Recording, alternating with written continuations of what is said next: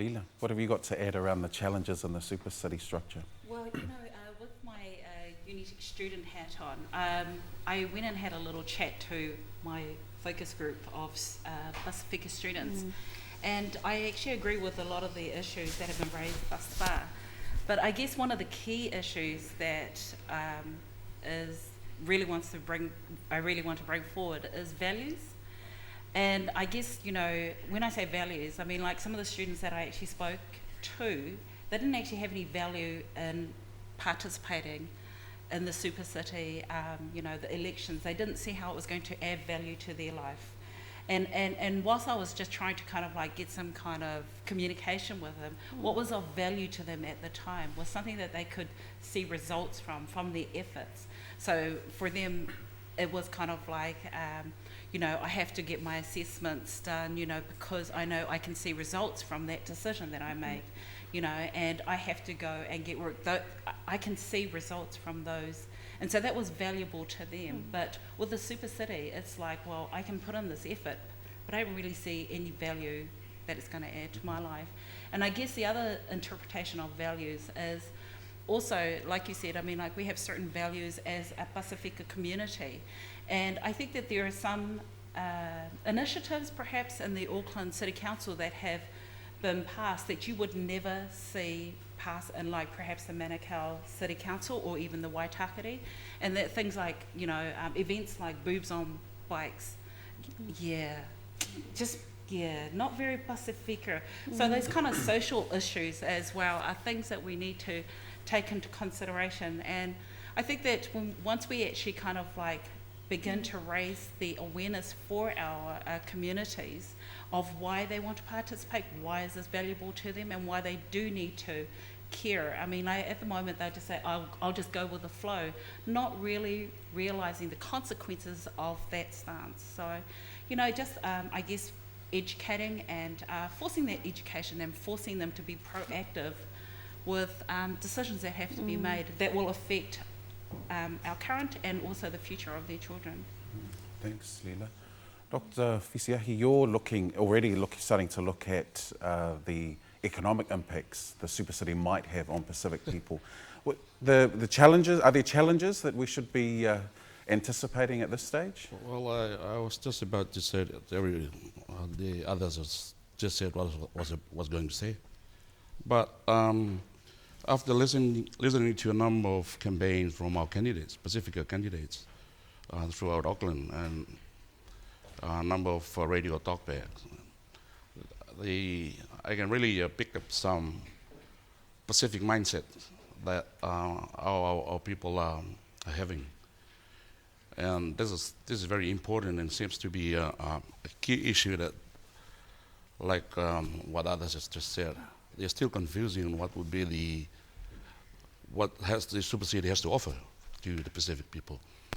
Anyway, the one thing that I want to raise is the distance of the location of the central setting from the Pacific people throughout the Auckland regions. Given that, take Manukau for example, Manukau is the home for the largest populations of Pacific populations in Auckland. And some of them are worried about the efficiency and the effectiveness of decision making from a very centralized bureaucratic setting, such as the super city, on their day-to-day well-being. What I heard from the talkbacks and the discussions on the radio and even on other informal forums, that the local councils has issues that were not so effective in terms of decision making, in terms of prompt decision making. If the decision making wasn't so efficient in small groups, imagine what would happen in a larger setting such as the super city. The socio-economic impact of the super city on the Pacific people, say in the Manukau area, would be something that my sister from the Otara Action Group just said.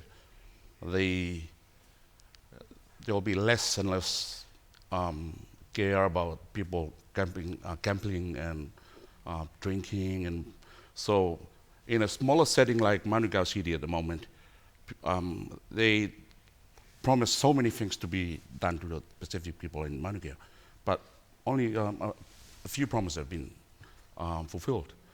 So imagine what would happen in a super city. Efficiency and effectiveness of services delivered to benefit the socio-economic benefits of people, of the Pacific people, would be my major challenges that I picked up from this, from this campaign. Besio, you talked about the distance between maybe where people are feeling at the moment and eventually where the mayor, the councillors, the local boards will sit. How do we, one of the questions, the third question was, how can Pacific people be more engaged under the new super city structure? Do you think we're engaged at the moment under the current structure, and how are we going to get people more engaged if you're already noting now that there's distance? I don't think we are. I don't think that Pacific people are engaged enough into local government issues, and we've been trying, to get the community engaged in social issues. We've been trying with the alcohol and the gambling, and been trying with youth issues in the local area. But my experience is, for years, Pacific people haven't, just like Leela's been saying, haven't seen the value in having their voice heard, or they don't know how to get their voice heard on local government issues or local policies. And so it's all around education. And so my question would be is, what is Super City's commitment in engaging with the Pacific community? If it's going to be just the Pacific Advisory Group, well, I don't think that's enough. I really believe that there needs to be more than just an advisory group.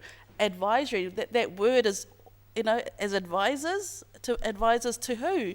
As advisors, or are they part of the decision-making process? So, I think that there needs to be more commitment from the Super City committee or administration and engagement into Pacific communities and going out to Pacific people. But then in saying that as well, our people, we need to educate them and in practicing engaging with local politicians, with local government, and ensuring that they know that their voice is effective, that their voice, that they can make a difference when they get themselves together and they address an issue, and to make sure that, I also feel that whoever's elected around that table of councillors or community boards, that they are also made accountable, hold accountable back to the Pacific communities that they're serving, because we need to make those people accountable. We need to be able to say, don't just be seat warmers, let's make sure that they really address some of the issues that are pertaining to our Pacific Island people. So it works both ways for me. It definitely works both ways, and we've got a long way to go. But let's look at making some steps, or putting together a framework of how we can get that engagement process, better than what it is now.